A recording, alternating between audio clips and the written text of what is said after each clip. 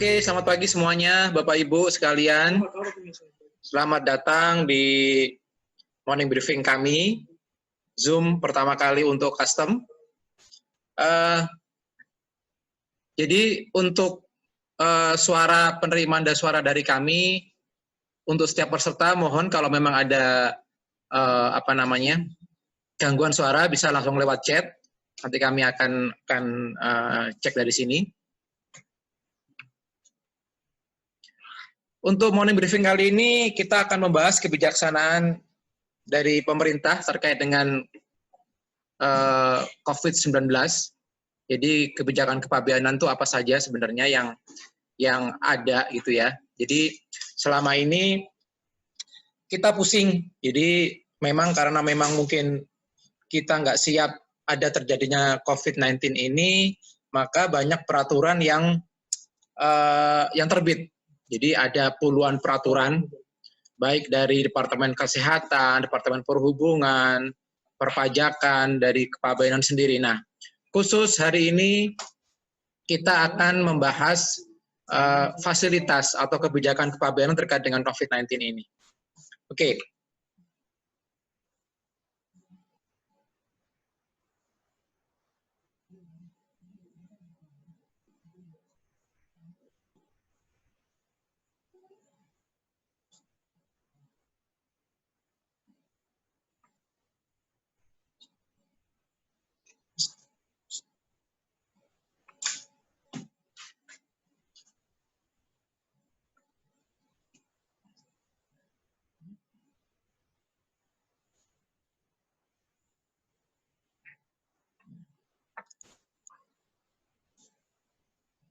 Baik, enggak.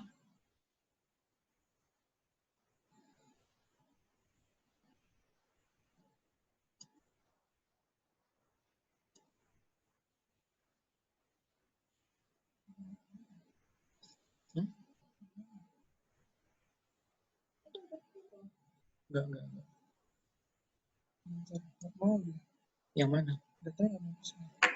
Datanya udah kan? Nggak mau gue share toh.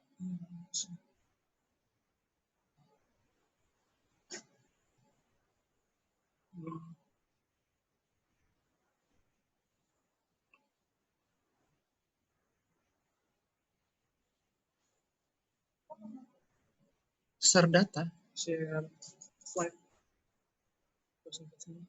Nggak share.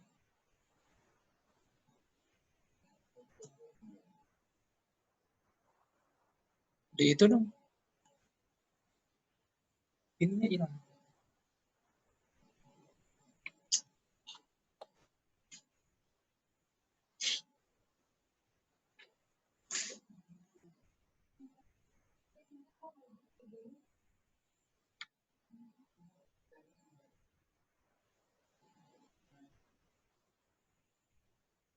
Oke. Next. Oke, jadi kita akan memperkenalkan tim kami. Jadi kami dari SF Consulting. Jadi SF Consulting adalah konsultan yang sekarang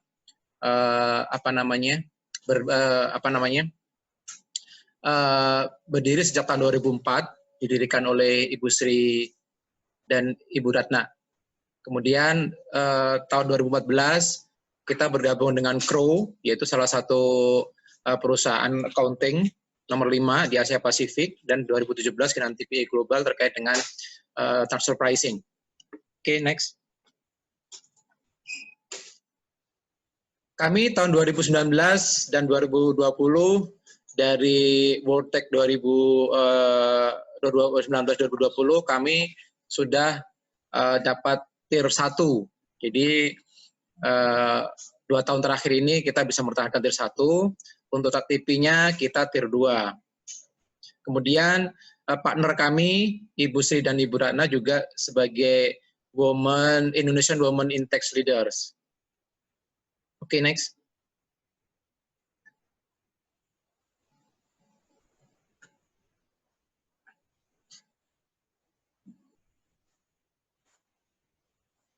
Ini adalah service kami. Jadi kami adalah one stop sourcing, tax, transfer pricing, customs, business process, legal, dan center of excellence. Jadi kegiatan morning briefing ini, kegiatan seminar berbayar adalah center of excellence yang lahir di 2019 ini. Next. Ini adalah partner kami, Ibu Ratna, yang in charge di custom. Kemudian kami juga punya advisor, yaitu Pak Subagio. Beliau adalah 31 tahun di Bea Cukai dan 10 tahun sebagai hakim pengadilan pajak.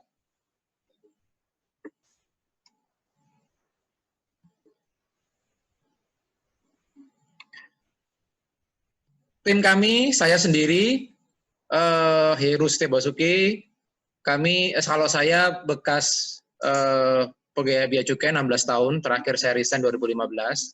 Kemudian ada manajer baru dari kami, yaitu Mas Tora di sini. Beliau basicnya hukum dan sudah S3. Nah, agenda hari ini adalah PMK 23, SC 07, PMK 28, PMK 31. Itu adalah yang kita share di invitation morning briefing kita. Oke. Nah, setelah kita share, ternyata terbitlah PMK 34. Jadi hari ini sekalian kita bahas apa sih sebenarnya PMK 34 gitu ya. Bapak-bapak Ibu di sini pasti pusing nanti kalau sebelum MB ini. Jadi mudah-mudahan kita bisa memetakan nih, sebenarnya apa sih PMK 33 itu bahas apa, 28 bahas apa, 31, 34 itu bahas apa gitu. Nanti kita ada summary-nya.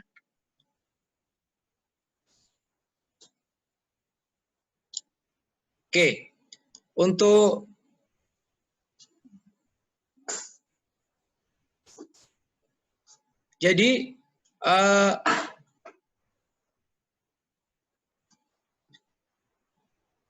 Jadi PMK 23 adalah PMK awal-awal pada saat COVID-19 terjadi. Jadi yaitu terkait dengan insentif pajak untuk wajib pajak terdampak wabah virus corona.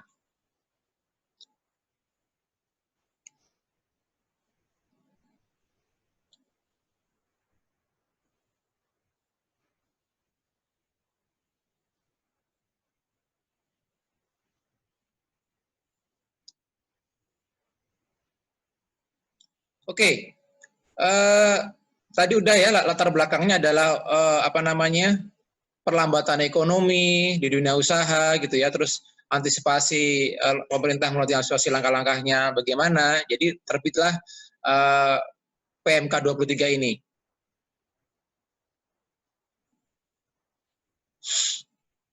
Oke, PMK 23 adalah PMK yang sudah dibahas oleh morning briefing kami oleh tim tax.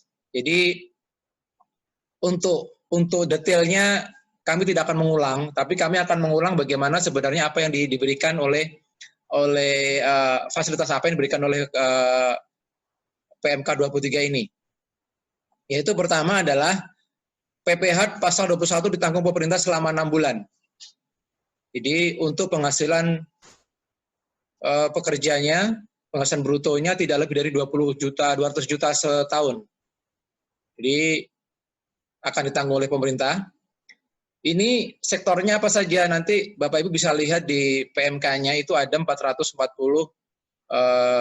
klasifikasi usahanya. Juga nanti ada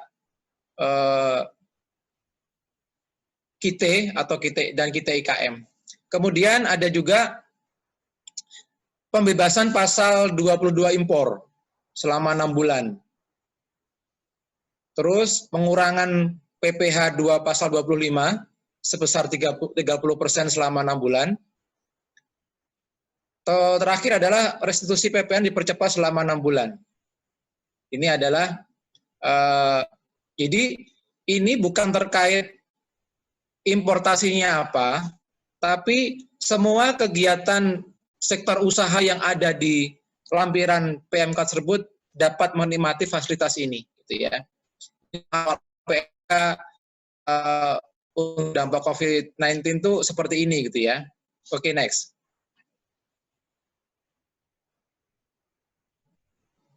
Nah, ini adalah bagaimana sebenarnya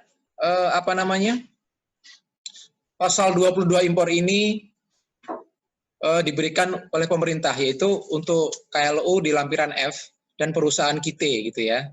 Jadi setiap perusahaan yang klasifikasi usahanya ada di lampiran F, maka bisa menikmati fasilitas dari pemerintah berupa PPh pasal 22 impor.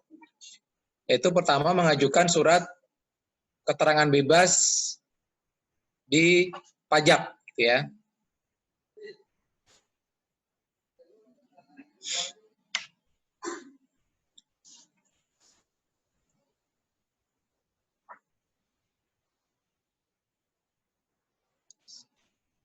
Oke, next.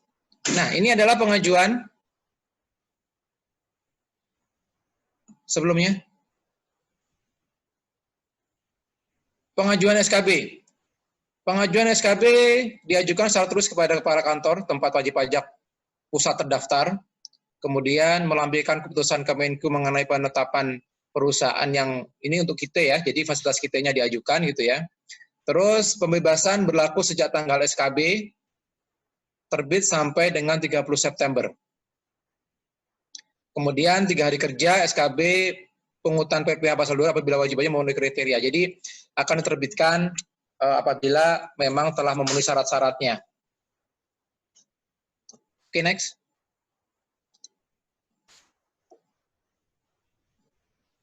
Ini yang harus disyaratkan, yaitu adalah wajib pajak harus menyampaikan laporan realisasi pembebasan PPh pasal 22 impor setiap 3 bulan. Jadi untuk mendapatkan fasilitas ini, setelah dapat SKB-nya, maka setiap perusahaan wajib menyampaikan laporan realisasi laporan seperti yang ada di tabel sebelah kanan, gitu ya. Laporan disampaikan paling lambat tanggal 22 Juli. Ini untuk masa pajak April sampai Juni 2020. Kemudian 20 Oktober 20 itu untuk masa Juli, pajak Juli dan September 2020. Oke, next. Oke. Untuk pertanyaan Bapak Ibu nanti bisa disampaikan lewat chat dan kami akan menjawab apabila ada pertanyaan yang memang serupa, nanti kita akan jawab secara bersamaan gitu ya. Oke. Sekarang kebijaksanaan pemerintah terkait dengan COVID-19 yang dilakukan oleh pelabuhan-pelabuhan pemasukan impor gitu ya, yaitu terkait dengan SE07.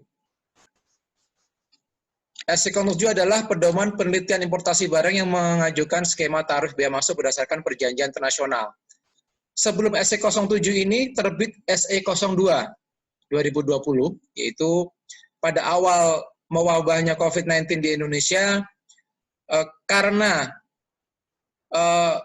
SKA itu hanya elektronik hanya untuk Indonesia, ASEAN, China, maka pada saat itu pemerintah hanya mewajibkan scan dokumen hanya untuk dari China, karena memang pada waktu virusnya dari China ya.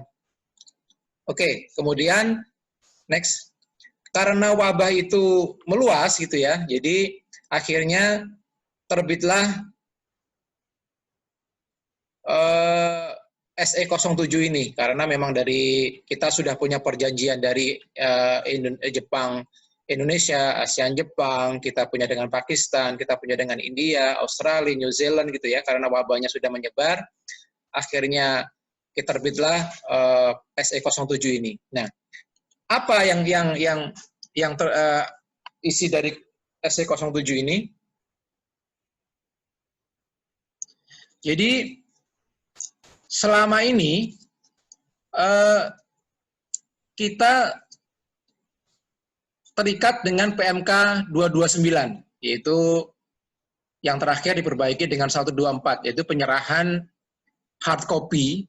Jadi pada saat kita misalkan importasi mendapatkan tarif provinsi ya, hard copy harus diserahkan ke Tanjung Priuk misalkan ya, atau ke Soekarno-Hatta secara hard copy-nya. Nah, karena COVID-19 ini maka bisa scan.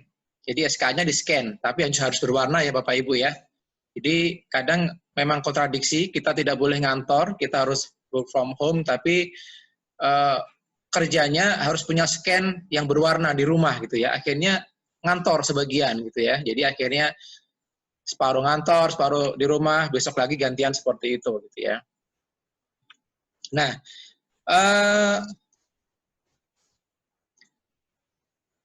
ini berlaku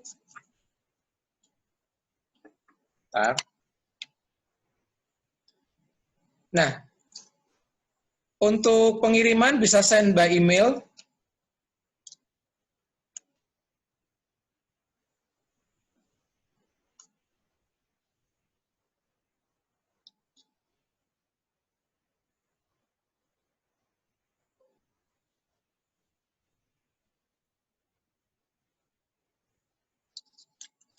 Jadi ini berlaku untuk barang-barang PIB yang sudah mendapat nopen sejak 11 Maret. Kemudian bagaimana hard copy-nya ya? Hard copy-nya adalah 90 hari sejak mendapatkan nomor nopen gitu ya. Jadi jangan Bapak Ibu jangan lupa nanti setelah Bapak Ibu mengirimkan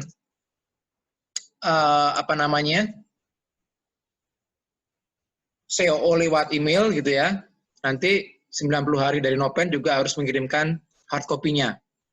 Yaitu hard copy asli COO, dokumen pelengkap diserahkan ke kantor pemenuhan kewajiban pabeanannya. Baik itu atau barang-barang masuk gitu ya.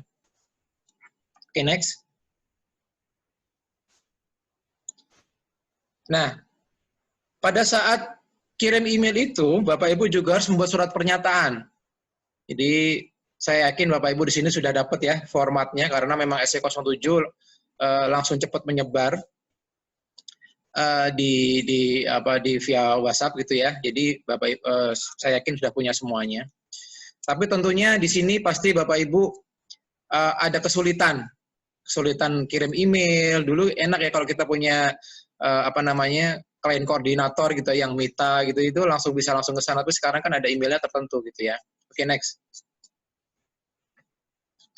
Ini jadi sampelnya harus berwarna, scan-nya. Oke, next.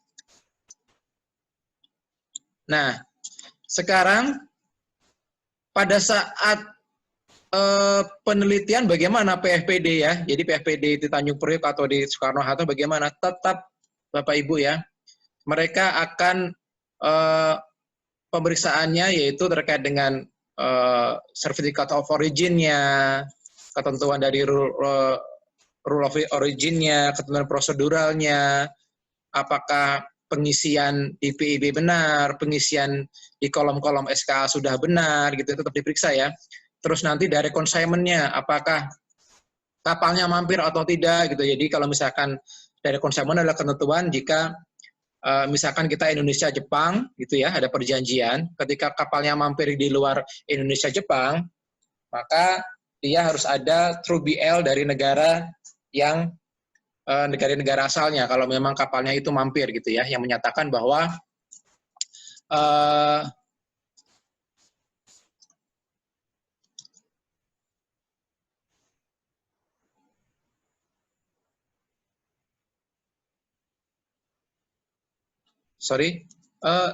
gambaran sarannya sudah benar belum? Udah ini ya? Oke. Tapi di tempat aku kok gini tak?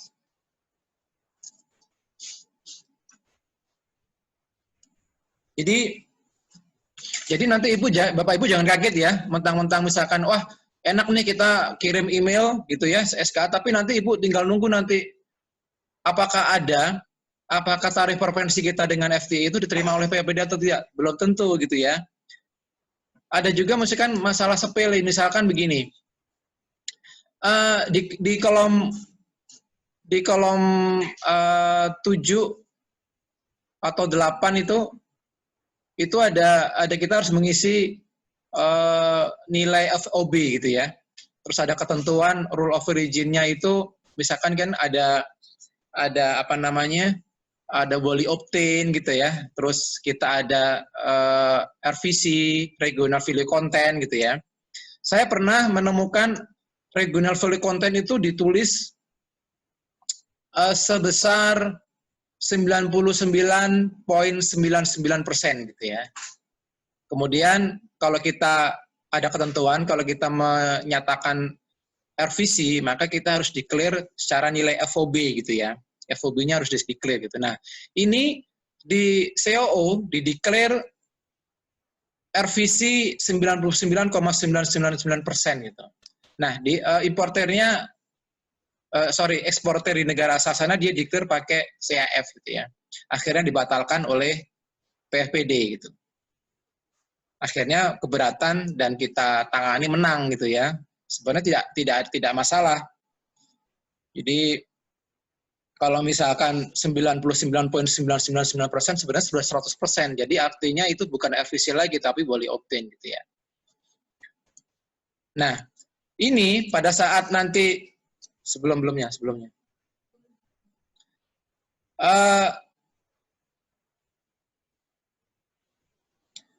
Nanti pada saat Bapak Ibu nanti dikenakan notul atau penul ya, jadi tetap bisa mengajukan keberatan atau banding. Kalau nanti yang terbitnya notul SPTNP, maka Bapak Ibu mengajukan keberatan ke kantor pelayanan KPU-nya. Tapi kalau misalkan penul yang terbit SPKTNP, maka Bapak Ibu langsung banding ke kantor ke pengadilan pajak gitu ya. Oke, next. Oke, sekarang kita lanjut PMK 28 2020, yaitu pemberian fasilitas pajak terhadap barang dan jasa yang diperlukan dalam rangka penanganan pandemi COVID-19.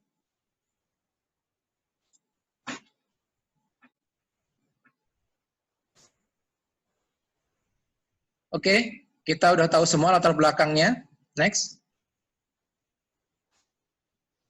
Nah, untuk subjeknya, jadi siapa sih sebenarnya yang bisa mendapatkan fasilitas ini gitu ya? Itu adalah pihak-pihak tertentu siapa aja? Badan atau instansi pemerintah, baik pusat maupun daerah yang ditunjuk untuk melakukan penanganan pandemi COVID-19. Jadi yang ditunjuk ini semua yang ditunjuk. Jadi rumah sakit juga yang ditunjuk. Jadi ada rumah sakit untuk penanganan COVID-19. Tidak semua rumah sakit bisa mendapatkan fasilitas dari PMK ini, kecuali memang ditunjuk dari pemerintah. Kemudian bisa juga pihak lain yang ditunjuk oleh badan instansi pemerintah atau rumah sakit untuk membantu penanganan pandemi COVID-19 ini. Siapakah pihak lain? Bisa perusahaan swasta yang ditunjuk misalkan untuk membantu penanganan COVID-19 ini.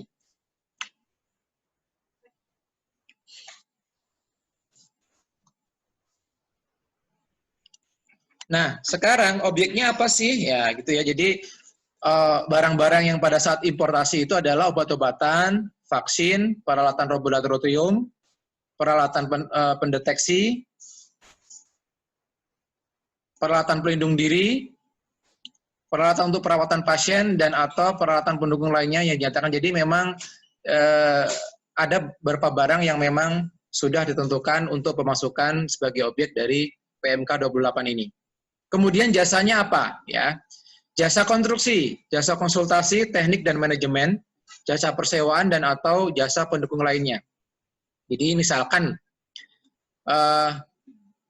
kita ada perusahaan yang tadi, pihak-pihak tertentu tadi, menyewa jasa dari luar negeri terkait dengan jasa konstruksi. Misalkan untuk pendirian rumah sakit yang untuk perawatan pandemi COVID-19 gitu ya. Nah, di sini itu bisa mendapatkan pembebasan atau fasilitas kepabeanan terkait dengan jasa yang masuk dari luar daerah pabean, dari luar negeri, masuk ke Indonesia. Oke, next. Nah, ini adalah fasilitas PPN dari pasal 28 dari PMK 28 yang memang diberikan kepada pihak-pihak tertentu tadi, yaitu atas impor oleh pihak tertentu tidak dipungut PPN. Kemudian atas penyerahan, jadi ini atas penyerahan barang kena pajak oleh pengusaha kena pajak kepada pihak tertentu. Jadi misalkan ada perusahaan X gitu ya, ada penyerahan kepada pihak tertentu tadi, baik pemerintah, rumah sakit atau pihak lain. Itu maka PPN-nya ditanggung oleh pemerintah. Jadi yang PKP tadi, yang menyerahkan tadi ya, itu wajib membuat faktur. Jadi nanti ada memuat keterangan khususnya, ada keterangan khususnya adalah PPN ditanggung pemerintah X PMK 28. Kemudian PKP yang tadi penyerahan tadi harus membuat SSP, itu atau cetakan kode billingnya yang dibubuhi dengan cap atau tulisan kode khusus tadi. Kemudian PKP harus membuat laporan realisasi PPN ditanggung pemerintah. Itu ada di lampiran 1A1 PMK. Kemudian laporan dan SPP cetakan atau cetakan kode billing disampaikan ke KPP. Itu maksimal paling lama 20 Juli. Untuk masa pajak April dan Juni, untuk 20 Oktober, untuk masa Juli dan September. Next.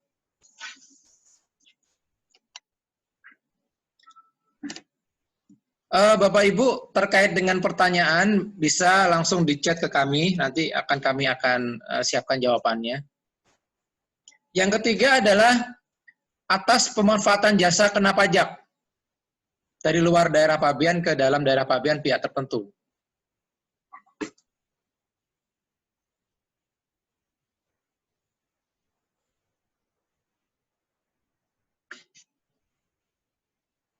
Ini yang tadi saya ceritakan tadi ya, Bapak Ibu. Ini misalkan jasa konstruksi, kita konsultasi dengan konstruksi, dengan kontraktor gitu ya, untuk pendirian rumah sakit, ini bisa mendapatkan penangguhan, ditanggung PPN-nya atas penerimaan jasa ini. Tentu ada syaratnya, yaitu pihak tertentu membuat SSP, sama ya, bubuhi cap PPN ditanggung pemerintah. Kemudian pihak tertentu harus membuat laporan realisasi PPN tanggung pemerintah, sama itu dengan ketentuan nomor 2 tadi. Kemudian atas impor barang kena pajak yang digunakan untuk pemanfaatan jasa kena pajak. Jadi misalkan gini, pada saat kita menyewa kontraktor untuk bidang konstruksi tadi, ternyata kontraktor tersebut membawa barangnya gitu ya, barangnya dari luar juga. Jadi ini sebenarnya bisa juga mendapat fasilitas PPN impor gitu ya, Bapak Ibu. Oke, next. Nah, tadi bagaimana untuk mendapatkan SK JLN tadi ya. Jadi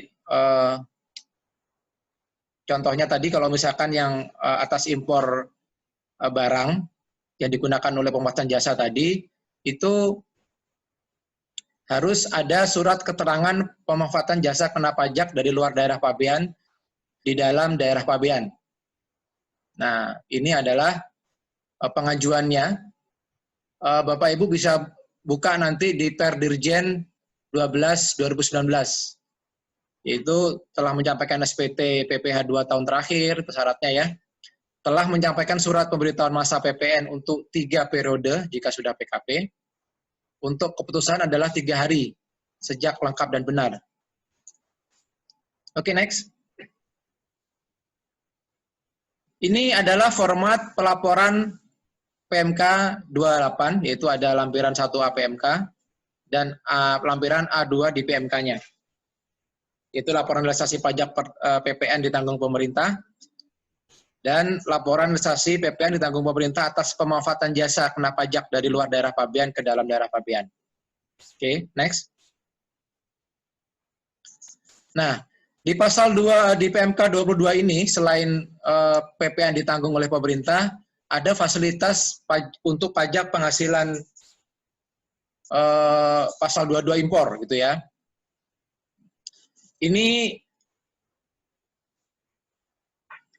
pihak tertentu tadi untuk mendapatkan ini adalah dalam masa pajak April sampai dengan September. Pembebasan dilakukan oleh Dirjen Bea Cukai tanpa surat keterangan bebas SKB. Di otomatis kita menggunakan PMK ini, maka Bea Cukai langsung tanpa SKB langsung memberikan pembebasan. Pembebasan berlaku sejak PMK ini diundangkan sampai dengan 30 September. Jadi sampai dengan 30 September saja. Pihak tertentu harus menyampaikan laporan realisasi pembebasan PPh 22 impor. Kemudian laporan disampaikan kepada Kepala KPP tempat terdaftar, sama. Jadi masa pajak April sampai Juni 2020 maksimal 20 Juli. Untuk masa pajak Juli dan September itu maksimalnya 20 Oktober. Oke, next. Ini adalah format laporan di PMK 28 2020 yang dibuat oleh pihak tertentu. Jadi ini adalah bentuk formatnya. Laporan realisasi pembebasan pajak penghasilan 22. Jadi baik kita mendapatkan pembebasan PPN tadi yang ditanggung oleh pemerintah atau pembebasan untuk PPh 22 impor ini, kita tetap harus melakukan realisasi impornya. Oke, next. Oke, sekarang kita tiba ke PMK 31. Jadi mungkin Bapak Ibu di sini pasti belum kegambar ya nanti perbedaannya antara PMK 23, 28, 31, dan 34 itu seperti apa sih gitu ya. Selama ini kan yang berkembang memang PMK 23 sampai 31 itu hanya untuk importasi barang-barang penanganan COVID-19 yang non-komersil gitu ya. Jadi untuk kegiatan non-komersil maka PMK-nya seperti ini gitu. Jadi bagaimana dengan kegiatan yang misalkan saya impor untuk kegiatan komersil? Iya, tidak bisa gitu ya. Untuk PMK yang 31 ke bawah itu belum bisa karena memang belum ada PMK-nya. Nanti di PMK 34 kita bahas gitu ya. Jadi selama ini walaupun perusahaan melakukan importasi APD, masker gitu ya, sanitizer untuk karyawannya sendiri gitu ya, itu harus bayar pajaknya, tidak dapat bisa mendapatkan fasilitas ini. Kecuali memang importasi ini untuk dihibahkan. Dihibahkan kemana? Bisa ke pemerintah, yayasan, atau bisa langsung ke rumah sakit. Oke. Nah, PMK 31 ini adalah insentif khusus tambahan untuk perusahaan penerima fasilitas KB dan KIT. Jadi khusus ya, tahun 31 ini adalah khusus untuk penerima fasilitas KB dan KIT. Next. Oke, latar belakangnya kita skip, udah tahu semua. Oke. Jadi di PMK 31 ini adalah perluasan dalam proses bisnis untuk perusahaan KB dan KIT. Jadi ini relaksasi. Jadi misalkan nanti kita bahas ya, misalkan tidak boleh maksimal 50% jual lokal, maka itu bisa lebih 50% jual lokalnya seperti itu. Yang kedua adalah insentif atas penyerahan hasil produksi KB dan KIT yang digunakan untuk penanggulangan dampak COVID-19. Jadi pemerintah juga melihat nih sebenarnya karena memang mungkin karena misalkan ada pabrik tekstil atau pabrik garment yang selama ini terkena dampak, maka melihat peluang nih, boleh dong sekarang KB atau perusahaan kita itu bikin pakaian APD, bikin masker ya untuk dijual gitu ya. Itu bagaimana? Nah, itu seperti itu. Terus ini yang ketiga adalah insentif mendapatkan alat kesehatan untuk karyawan. Nah, ini berarti apakah perusahaan umum boleh terkait dengan PMK 31? Tidak boleh. Yang mendapatkan insentif, mendapatkan pembebasan terkait importasi alat kesehatan untuk karyawan hanya untuk perusahaan kita dan KB untuk PMK 31 ya Bapak Ibu ya. Nanti kita bahas yang 34 gitu ya. Nah, kemudian yang keempat adalah insentif perpajakan atas penyerahan barang baku dari lokal. Oke, next. Nah, ini adalah relaksasi yang ada di PMK 31. Jadi kalau misalkan selama ini kawasan berikat itu maksimum dibatasin kuota untuk jual impor untuk ke lokalnya itu sebesar 50%, ya gitu ya. Nah, sekarang dengan adanya misalkan dia menjual barang-barang terkait dengan peralatan COVID-19 gitu ya, maka diperbolehkan lebih tanpa mengurangi kuota tahun yang berjalan gitu. Kemudian pemeriksaan fisik itu dulu pakai manajemen risiko secara acak, sekarang selektif. Jadi misalkan KB di Bandung banyak KB garment gitu ya, misalkan seperti itu. Tapi ternyata di daerah kawasan industri KB itu di situ ditetapkan sebagai PSBB gitu. Jadi boleh melakukan pelayanan mandiri.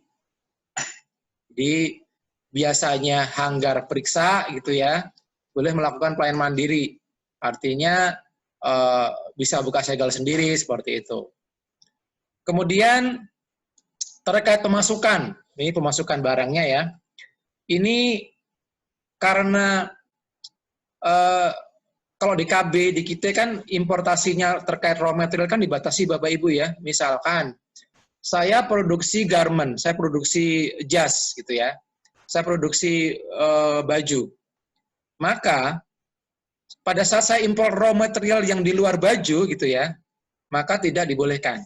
Atau saya produksi sepatu, saya akan impor sole-nya, upper-nya gitu ya. Saya akan impor untuk kulitnya gitu.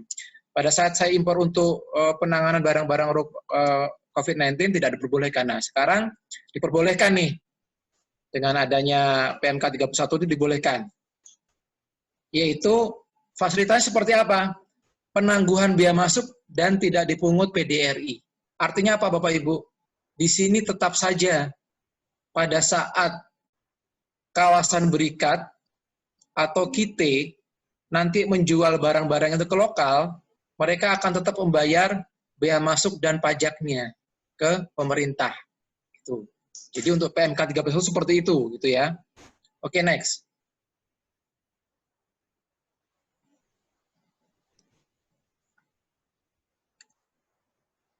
Nah, bagaimana dengan pemasukan barang lokal dari lokal untuk diolah tujuan ekspor gitu ya.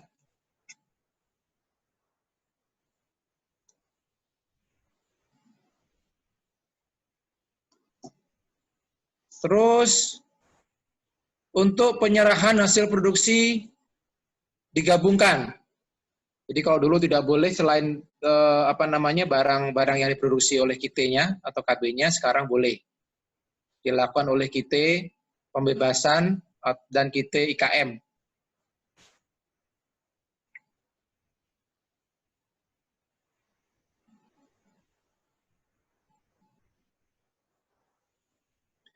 Kemudian untuk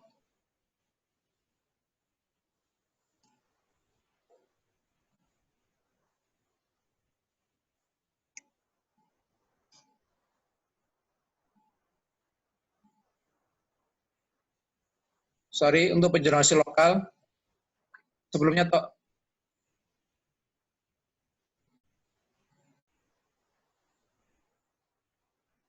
Oke, next.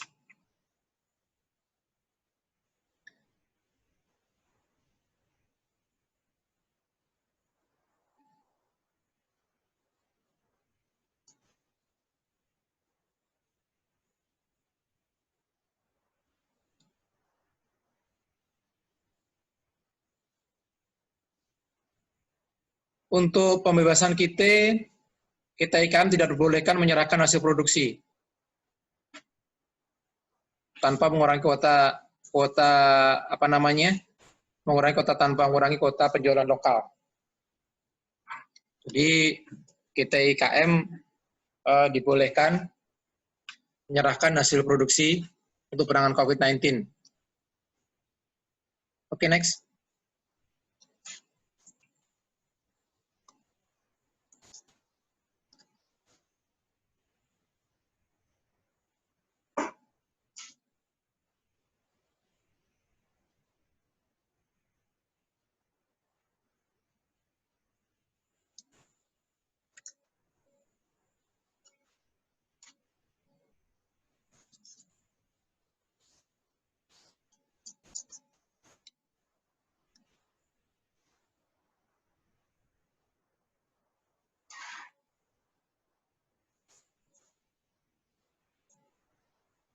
Oke, jadi untuk insentif kawasan berikat, ini apa saja yang untuk relaksasi ini diberikan apa saja setelah relaksasi tadi, ini adalah insentifnya. Barang-barang yang boleh diimpor, disinfektan, masker, alat pelindung, alat pengukur suhu tubuh, dan barang lain keperluan COVID-19.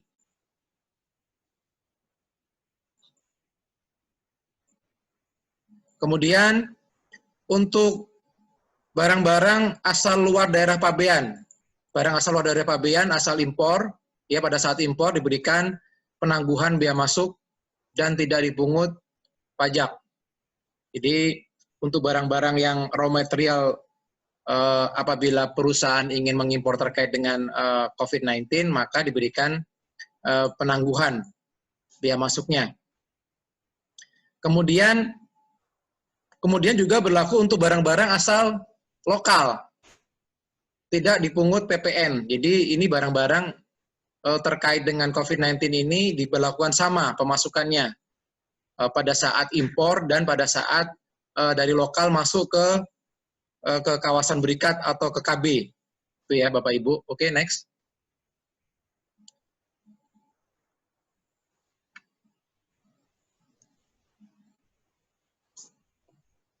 Nah, ini yang apa namanya, kawasan berikat, yaitu yang untuk kawasan berikat ya. Barang penanganan COVID-19 dapat diselesaikan tanggung jawab biaya masuk dan PDD sesuai dengan ketentuan mengenai KB. Termasuk dapat dimusnahkan berita acara dengan berita acara pemusnahan. Jadi terus kemudian pemasukan barang penanganan COVID-19 yang berasal dari luar daerah pabean belum diberlakukan ketentuan pembatasan di bidang impor. Jadi kalau untuk KB ini PMK 31 ini hanya relaksasi saja. Kemudian untuk penyelesaian tanggung jawab PDRI-nya ya disesuaikan dengan mengenai ketentuan mengenai KB gitu Bapak Ibu ya. Jadi memang kalau saya bilang secara pribadi ini PMK 31 nanggung gitu ya kalau untuk KB-nya gitu ya. Makanya nanti kenapa pemerintah setelah PMK 31 keluar PMK 34 yang lebih luas lagi cakupannya gitu. Kemudian untuk kita pembebasan insentif yang diberikan ya untuk kita IKM, Bapak Ibu mungkin saya bahas sebentar kita IKM, yaitu industri kecil menengah gitu ya. Itu salah satunya selain industri kecil-kecil menengah seperti itu bisa juga terdiri dari apa namanya koperasi. Jadi banyak di daerah Jogja ya, Jogja dan sekitarnya itu ada daerah Boyolali itu dia impor apa namanya lampu gantung ya, jadi bagus-bagus banget dari tembaga yang dia diekspor ke Eropa gitu ya. Nah, mereka itu perusahaan kecil-kecil, jadi perusahaan rumah-rumah gitu ya. Nah, akhirnya Bea Cukai memberi kelonggaran, IKM itu boleh loh dengan anggota-anggota yang produksi rumahan tadi menjadi satu koperasi gitu. Jadi nanti koperasi itu ada beberapa koperasi, nanti di lead oleh satu koperasi yang sudah terdaftar di Bea Cukai, yang terdaftar di kita IKM-nya, seperti itu ya Bapak Ibu ya. Jadi insentifnya adalah pemasukan barang yang berasal dari lokal ya, tempat lain di luar daerah, di dalam daerah pabean gitu ya, yang dimasukkan ke KIT maka tidak dipungut PPN. Dan PPNBM hanya diberikan terhadap perusahaan KIT pembebasan dan KIT hasil produksi. Jadi, apabila ini KIT IKM, KIT pembebasan dan IKM, akan saya bahas perbedaan KIT pembebasan dan KIT keringanan. Jadi mungkin Bapak Ibu yang baru gitu ya. Kalau KIT pembebasan itu biasanya produknya 100% akan diekspor. Jadi pembebasan itu pada saat impor bebas gitu, karena saya mendapat jaminan. Saya memberikan jaminan ke Bea Cukai. Jadi saya akan impor misalkan 2 kontainer, saya sudah menghitung bea masuknya berapa, PPN berapa, PPh 2 impor berapa. Di situ saya harus menaruh jaminan. Terus kapan jaminan saya balik? Ketika barang saya ekspor, saya buktikan dengan laporan BCLKT, saya akan Bea Cukai akan mengembalikan jaminan yang akan saya taruh gitu. Nah, ada juga KIT selain KIT pembebasan, ada satu lagi pengembalian. Saya agak lupa jadinya. Pengembalian. Jadi gini, kalau pengembalian itu biasanya untuk industri KIT yang separuh diekspor, separuh di lokal gitu ya, dijual lokal gitu ya. Kenapa bisa seperti itu? Karena ya saya pada saat barang lokal, ya saya tidak mengajukan pengembalian gitu ya.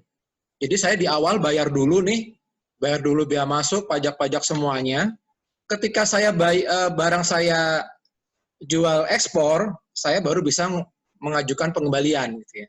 Tapi ketika barang-barang saya jual ke lokal, ya sudah, saya tidak akan mengajukan pengembalian seperti itu. Ya, jadi untuk PMK 31 ini maka yang mendapatkan insentif ini adalah KIT pembebasan dan KIT IKM yang 100% produknya 100% diekspor. Oke, next.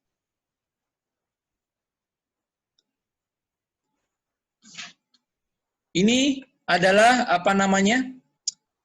KIT pembebasan IKM.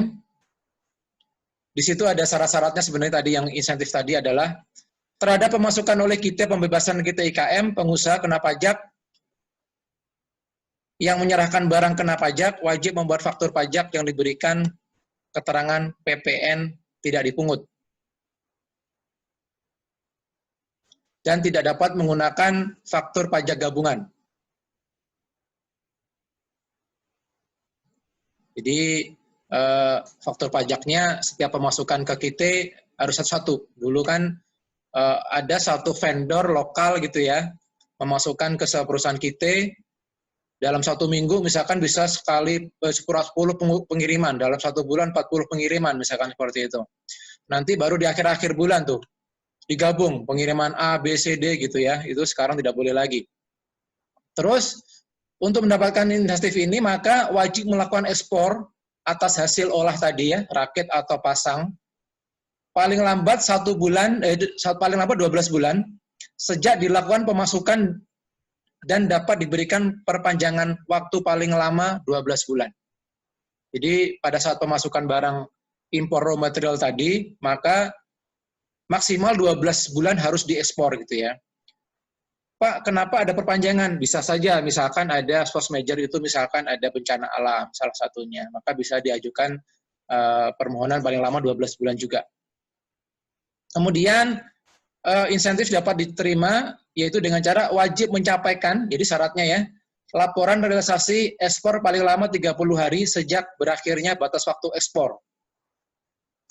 Jadi misalkan kalau batas waktu ekspornya bulan 12, maka Januari ya, tanggal 30 Januari kita sudah memberikan laporan realisasi ekspornya ke Bea Cukai.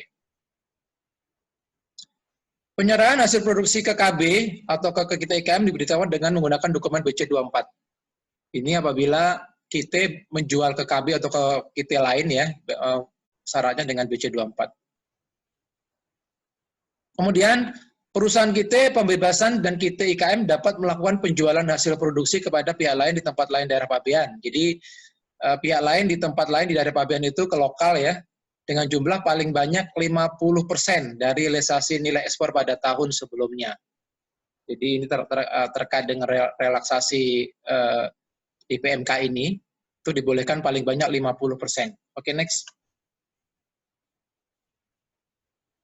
Nah, oke Bapak Ibu, itu adalah terkait dengan PMK 31, yaitu relaksasi kegiatan di KB dan GKT. Sedangkan penyelesaiannya sama dengan penyelesaian selama ini, fasilitas KB selama ini gitu ya. Nah, akhirnya pemerintah mengeluarkan PMK 34. Jadi sebenarnya ini tidak masuk di invitation kita, tapi saya kira ini perlu kita bahas di PMK 34 ini, karena sebenarnya ini kalau kita bilang tuh PMK sapu jagat ya Bapak Ibu ya. Jadi dari PMK yang tadi 23, PMK 28, 31, 34 ini adalah sapu jagatnya gitu. Ini itu mengenai pemberian fasilitas kepabeanan dan atau cukai serta perpajakan atas impor barang untuk keperluan penanganan pandemi COVID-19 gitu. Kenapa sih kok ada cukainya? Itu terkait dengan alkohol ya Bapak Ibu ya. Karena etil alkohol untuk sanitizer itu harus dikenakan cukai. Oke, next. Latar belakangnya masih sama. Next. Nah, ini kalau kita tadi bicara PMK 28, PMK 28 adalah untuk pemerintah, rumah sakit, dan pihak lain ya, ditunjuk gitu ya. Nah, PMK 31 bicara tentang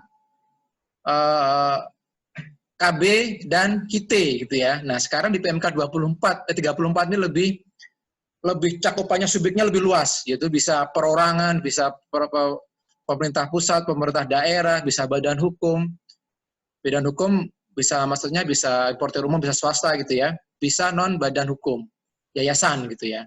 Nah, ini juga untuk KB dan KIT di apa namanya? Diatur juga di PMK 34 gitu ya. Jadi apa perbedaannya nanti kita lihat. Nah, untuk objeknya ada 73 barang, jenis barang. Ada di lampiran A di PMK ini gitu ya. Nah, fasilitasnya apa sih gitu ya? Jadi fasilitas kepabeanan adalah impor dari luar daerah pabean, yaitu adalah bea masuk. Jadi bea masuk itu terkait dengan bea masuk anti dumping, itu sudah bebas. Biasanya kalau anti dumping kan dikenakan ya, untuk COVID-19 ini tidak. Biaya masuk imbalan, biaya masuk tindakan, biaya masuk atau pengamanan, dan tindakan pengamanan. Kemudian, insentif fasilitas lagi adalah pengeluaran barang asal impor dan atau lokal dari industri dalam negeri. Jadi pada saat ada KB, ada KIT, impor barang raw material dari luar negeri atau dari lokal masuk, kemudian dijual ke lokal gitu ya, maka bea masuk dibebaskan, tidak dipungut PDRI, dikecualikan dari PPN dan atau PPNBM gitu ya. Nah, ini adalah saya membuat summary di sini. Ini adalah kelompok-kelompok kelompok produk, ada uraian barangnya juga gitu ya. Kalau di PMK-nya ada HS code-nya gitu. Jadi kalau misalkan Pak, bagaimana kalau misalkan HS code-nya nggak masuk ke HS code itu? Ya Bapak Ibu tidak dapat fasilitas dari 73 barang yang ada di PMK 34 gitu ya Bu ya. Jadi ini saya buat apa namanya? Kelompoknya gitu ya. Oke, next. Nah, perbedaannya kalau untuk PMK 34 ini adalah fasilitas terkait dengan finansial gitu ya. Jadi kalau 34 itu sudah mencakup semuanya. Fasilitasnya dapat dari mana permohonannya? Dari Kepala Kantor Pelabuhan Pemasukan. Jadi kepala kantor di Tanjung Priok, di Soekarno-Hatta itu mewakili Menteri Keuangan, yaitu ditunjuk oleh Menteri Keuangan dalam hal pemberian fasilitas PMK ini, gitu ya. Jadi kalau yang dulu-dulu itu kan kita mengajukan ke INSW itu hanya untuk lartasnya saja itu ke PNBP gitu ya. Jadi kalau misalkan kita buka INSW, terus nanti kita tujuan importasinya seperti apa. Kalau kita yang dulu-dulu non komersil atau komersil, kalau non komersil kita bayar bea masuk, bebas bea masuk, kalau komersilnya bayar gitu kan. Nah kalau yang ini, Pak, bagaimana kalau misalkan saya komersil, saya jual, saya buat pembebasan? Ya nanti tergantung di kepala kantor, gitu ya. Apakah kepala kantor Bea Cukai Pelabuhan Pemasukan memberikan fasilitas itu atau tidak? Apabila barang-barang kita komersil seperti itu. Nah, permohonannya ini diajukan secara online, INSW, gitu ya. Syarat-syaratnya tadi siapa saja yang boleh mengajukan fasilitas terkait dengan COVID-19 di PMK 31 ini, yaitu perorangan, pemerintah pusat daerah, badan hukum, dan non-badan hukum ditambah KB dan KIT gitu ya. Terus syarat pemohonnya adalah identitas pemohon, fotokopi NPWP, rincian jumlah jenis, terus uraian mengenai tujuan penggunaan barang. Nah, di sini ini nanti nih dalam permohonan sudah disebutkan nih, uraian mengenai tujuan penggunaan barang. Apakah untuk dihibahkan? Jadi misalkan kalau saya punya perusahaan, saya impor dan tujuan saya hibahkan ke suatu rumah sakit gitu ya. Itu kemungkinan besar akan diberikan pembebasan oleh kepala kantor gitu ya. Nah, sekarang bagaimana kalau saya tujuan komersil? Keputusannya bagaimana? Tergantung kepala kantor Bapak Ibu gitu ya. Nah, kemudian janji layanan di sini adalah 2 jam kerja setelah diterima lengkap dan benar. Jadi kalau memang Bapak Ibu permohonannya kurang gitu ya, maka akan dikembalikan dulu. Terus yang tidak perlu permohonan yaitu adalah barang-barang terkait dengan COVID-19 ini yang untuk barang kiriman dan barang pribadi penumpang yang nilainya maksimal $500. Untuk barang kiriman adalah per pengiriman per penerima gitu ya. Kalau barang penumpang ya per penumpang gitu. Oke, next. Nah, ini adalah dokumen-dokumen. Jadi kalau misalkan kita sebagai apa nih gitu ya, sebagai kawasan ekonomi khusus atau kawasan pabean, bagaimana pengeluarannya gitu ya, pada saat importasi bagaimana, di sini ada. Ya kalau kita udah tahu kalau importasi biasa kita menggunakan BC20, kalau PIBK untuk barang-barang kiriman atau penumpangnya kita bisa pakai PPBK gitu ya. Untuk PLB BC pakai 228 gitu ya. Untuk barang-barang yang tadi yang PIBK sudah ya, yang di bawah di bawah 500 hanya pakai CN saja, consignment notes ya. Kemudian untuk custom declaration untuk barang penumpang khusus custom declaration, tapi kalau lebih dari $500 maka pakai PIBK. Kemudian dalam hal barang terkena ketentuan lartas, jadi tetap ya Bapak Ibu, apabila lartas maka rekomendasinya tetap dari PNBP gitu ya. Ini sama juga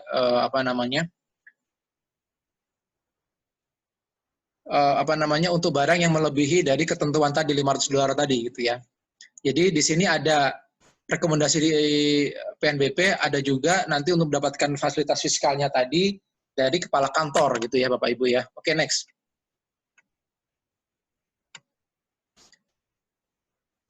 Ini adalah di PMK 34 juga ada fasilitas pengeluaran barang dengan jaminan. Jadi misalkan kondisinya nih, saya sudah mengajukan permohonan kepada kepala kantor pada hari ini, misalkan gitu ya. Nah, ternyata memang ada kendala nih, belum keluar gitu kan. Nah, saya pengen cepet-cepet, bagaimana dengan caranya? Yaitu dengan cara mengajukan jaminan ke kepala kantor Bea Cukai. Jadi barang saya bisa keluar dulu sambil menunggu proses pembebasan bea masuknya dari kepala kantornya gitu ya, sambil menunggu surat keputusan Menteri Keuangannya atas nama kepala kantornya gitu ya, atas nama menteri keluar, tapi bisa mendapatkan jaminan gitu. Jadi surat dengan jaminan, pengeluaran dengan jaminan juga harus ada surat permohonan gitu ya, sambil menunggu surat keterangan pengeluaran dengan pembebasan.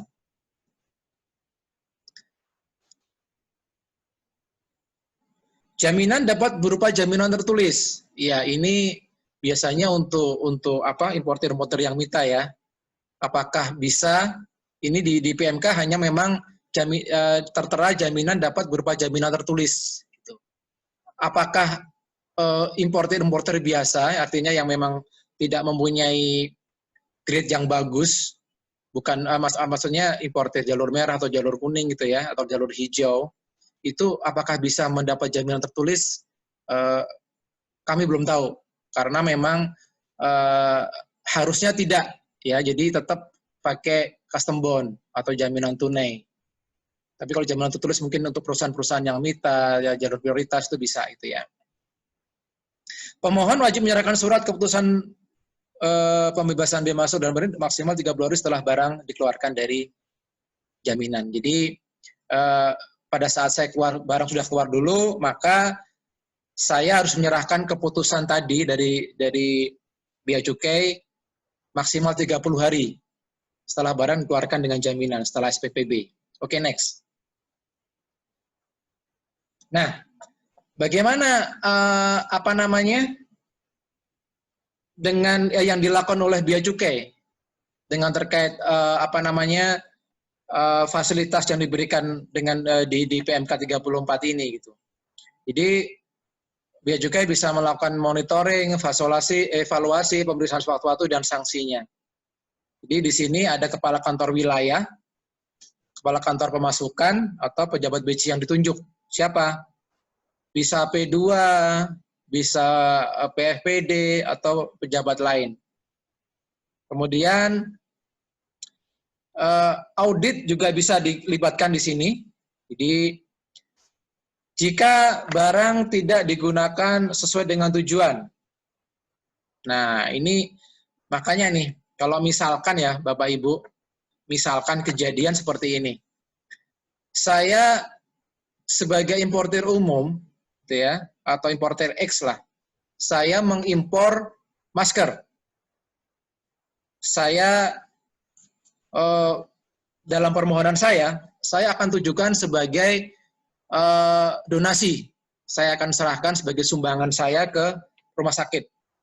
Nah, pada saat audit gitu ya, atau sebelum audit pun juga bisa gitu ya, ternyata barang itu tidak saya sumbangkan. Saya jual secara komersil gitu ya.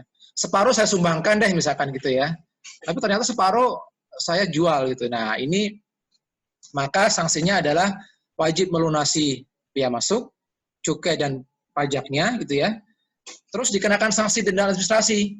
Itu kalau kita lihat di PMK 51. Itu yang terbaru ya.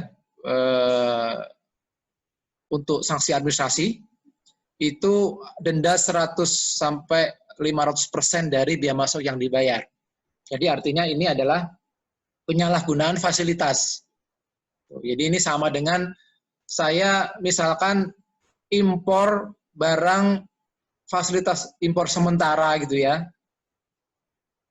Ternyata barangnya bukan saya pakai sendiri tapi saya sewakan gitu. Itu sama dendanya seperti itu gitu. Terus dapat dikenai sanksi kepabeanan, cukai dan perpajakan lainnya. Jadi tidak sekalian denda, tapi kalau misalkan kita lihat case-nya seperti apa. Terus akses kepabeanannya diblokir selama 1 tahun. Ya, jadi ini berat juga nih kalau kita akses kepabeanan 1 tahun, berarti kita tidak bisa melakukan impor. Oke, next. Jangka waktu berlalu. Oke. Ketentuan dalam PMK ini berlaku terhadap barang impor yang dokumen pemberitahuan telah mendapat nomor dan tanggal pemberitahuan kedatangan syarat pengangkut yaitu BC11 ya, atau tanggal daftarkan, dokumen pengeluaran barang dari PLB, kawasan bebas, KB, gudang berikat, kawasan ekonomi khusus, dan perusahaan penerima /KT dari kantor Bea Cukai tempat memenuhi kewajiban pabeannya sampai dengan berakhirnya masa penanganan pandemi COVID ditetapkan oleh PNBP. Jadi memang ini PMK ini yang kita pelajari, yang kita share, yang kita diskusikan pagi ini adalah memang hanya untuk penanganan COVID. Tapi jangan sampai nanti Bapak Ibu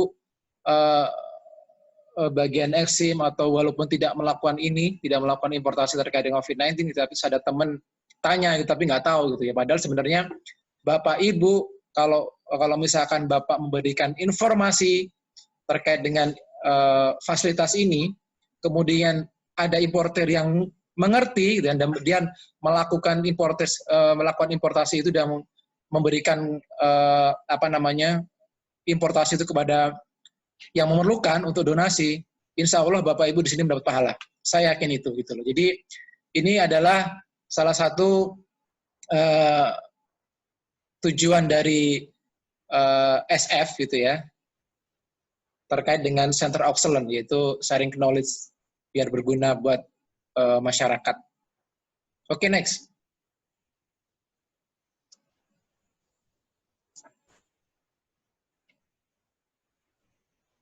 Ini ketentuan lain tuh ya apa namanya?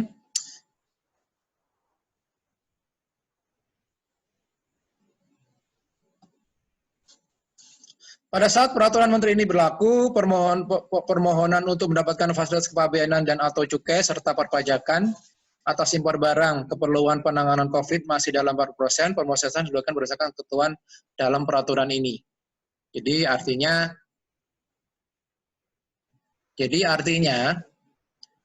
misalkan ada kita sedang melakukan fasilitas sebelum PMK 34 ini, maka diselesaikan dengan 34 penyelesaiannya gitu ya.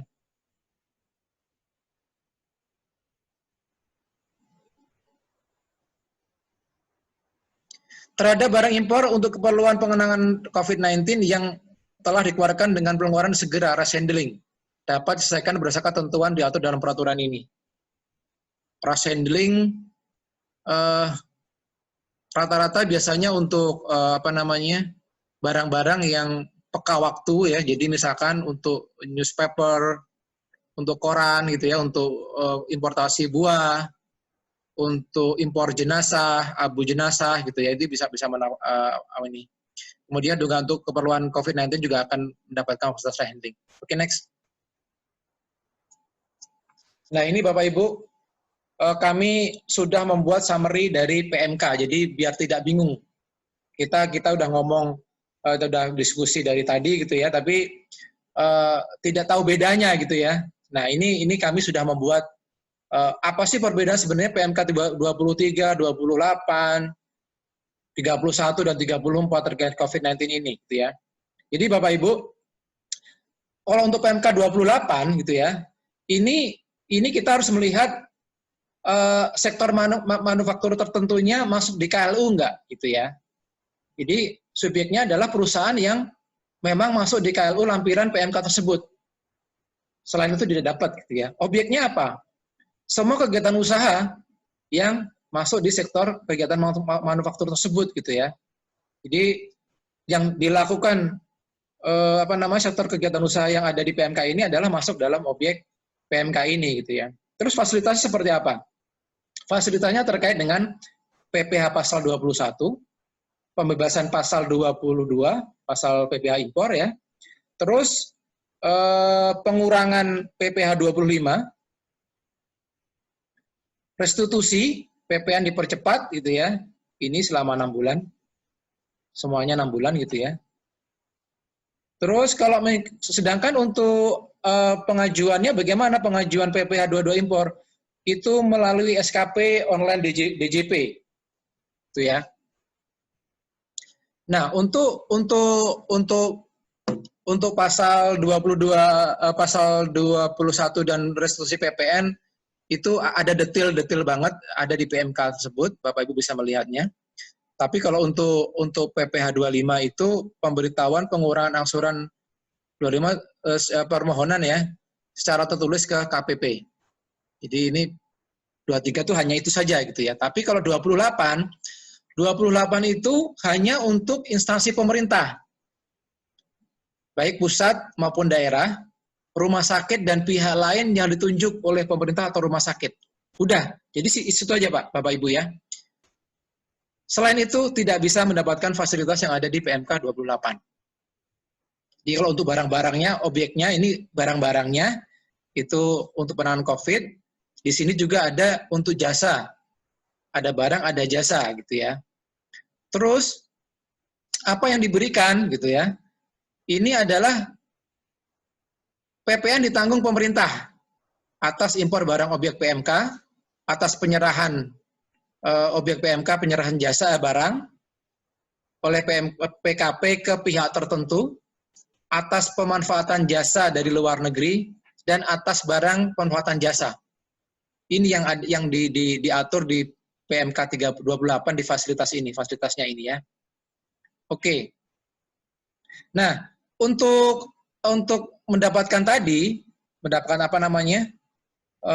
Tentunya ada pembuatan faktur pajak, SSP, laporan realisasi gitu ya. Jadi untuk mendapatkan pajak seperti itu gitu ya. Itu khusus 28. Oke, next. Sekarang bagaimana dengan 31? PMA 31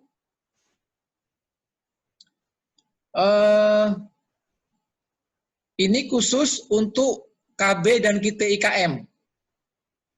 KB, KIT, dan KIT IKM itu terkait dengan relaksasi kegiatan di KB.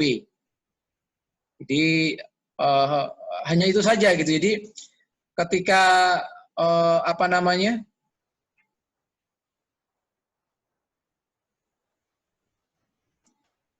Fasilitas barang impornya sama. Jadi pada saat ketentuan biasa, di saat KB tidak boleh mengimpor barang selain raw material base produce-nya ya. Jadi di luar itu kan biasanya bayar biaya masuk. Nah, di sini diberikan pembebasan pada saat impor itu aja. Nah, ini disempurnakan di PMK 34. 34 itu ada pemerintah pusat, pemerintah daerah, ada perorangan, ada badan hukum, ada badan non-hukum gitu ya. Ini termasuk KB dan KIT-nya. Itu ada 73 jenis barang gitu ya, yang ada di lampiran A yang boleh diimpor oleh subjek pajak yang ada di PMK 34 itu gitu ya. Fasilitasnya apa? Pembebasan biaya masuk, cukai, dan tidak dipungut PPN pada saat impor. Bagaimana apa namanya permohonannya? Ini permohonan melalui NSW yang saya jelaskan tadi, yaitu melalui kepala kantor. Di sini nanti kebijakan kepala kantor lah yang memberikan apakah nanti importasi terkait dengan komersil gitu ya akan diberikan pembebasan atau tidak.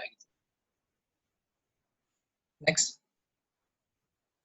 Terima kasih sudah mengikuti morning briefing custom untuk Zoom pertama kali dalam kondisi COVID-19 ini. Mudah-mudahan Bapak Ibu di sini tetap diberikan kesehatan, diberikan kemudahan mengatasi COVID-19 ini, dan terutama diberikan kemudahan untuk menjual produk-produknya. Demikian, terima kasih. Assalamualaikum warahmatullahi wabarakatuh.